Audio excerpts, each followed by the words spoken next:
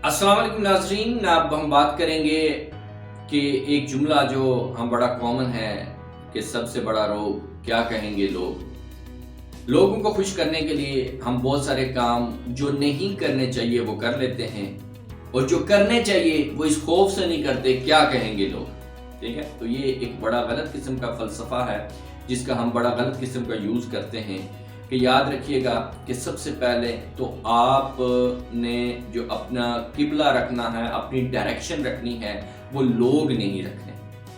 वो आपका जो अजीम मकसद है, वो जो आपका अपना टारगेट है, सबसे पहले वो ठीक होना चाहिए।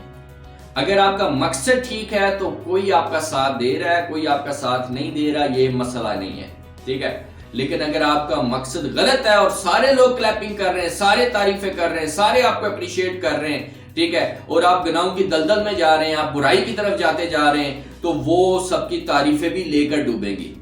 और अगर आप सही रास्ते के ऊपर चल रहे हैं, हक के ऊपर चल रहे हैं और सब मुखालफत में खड़े हो गए हैं, तो आपको कोई टेंशन लेने की जरूरत नहीं है, क्योंकि आपका एक अपना, आपके पास एक सिस्टम होता है, एनालिटिकल सिस्टम होता है, जजमेंट का सिस्टम होता है, वो आपका अपना ज़मीर होता है।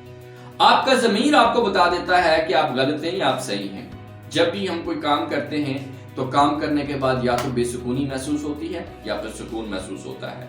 कोई भी काम जिसे आप अच्छा कार समझ कर भी कर रहे हैं, अगर वो करने के बाद बेसुकूनी महसूस करें तो समझ लें कि काम गलत है, और अगर कोई काम करके सुकून महसूस होता है तो समझ लें कि काम सही है, क्योंकि गलत चीज के अंदर सुकून नहीं है और सही चीज के अंदर बेसुकूनी नहीं है। लिहाजा सबसे पहले तो ये ज़हन में रख लें कि आपका काम ये नहीं है कि लोगों को खुश करना, आपका काम ये है कि सही टारगेट को, सही चीज़ को, सही मंजिल को अचीव करना। लोग कभी किसी से नई चीज़ से, उनसे हट के जो आप कर रहे होते हैं उससे वो आर्ग्यू करते हैं।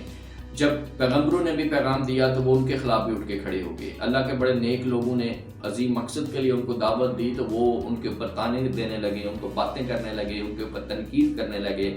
लिहाजा आप याद रखें कि जब भी आप कोई मुनफरिद काम करेंगे तो आपको सपोर्ट नहीं मिलेगी, आपको क्रिटिसिज्म मिलेगा।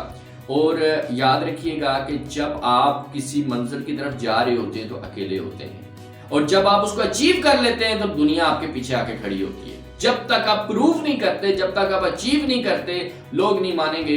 तो अगर तो आप जो है, आपकी जो पर्सनैलिटी है वो रिएक्टिव है, तो रिएक्टिव पर्सनैलिटी वो होती है जो बेसिकली कंट्रोल्ड में होती है लोगों के, सोचों के, इमोशंस के, हालात के, माहौल के, और उसके मुताबिक अपने आप को तब्दील करती रहती है। तो ये कटी पतंग की तरह है, इसकी कोई मंजिल नहीं है।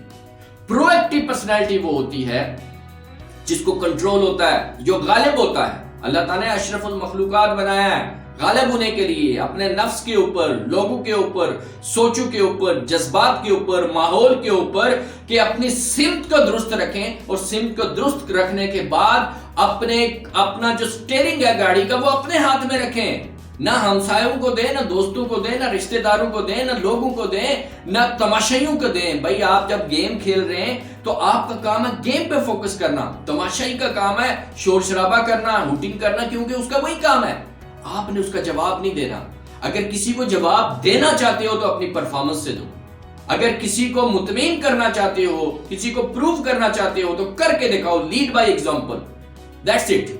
और जिंदगी के अंदर याद रखिएगा कि जब आप सफर में होते हैं, चल रहे होते हैं, स्ट्रगल कर रहे होते हैं, तो बहुत सारे लोग ऐसे होते हैं जिन्होंने वो प्रोसेस से नहीं गुजरे होते, लिहाजा वो भी आपको वही बातें बता रहे होते हैं कि नहीं जी ऐसा नहीं होगा, ऐसा नहीं होगा। वो आपको डीमोटिवेट करने की कोशिश कर रहे होते हैं। वो जो आपने उनको जवाब देना है, वो जो आपने उनके बारे में सोचना है, वो जो आपने उनसे डिबेट करनी है, खुदारा वो सारा टाइम अपनी डेवलपमेंट के ऊपर लगाएं, अपनी अचीवमेंट के ऊपर लगाएं।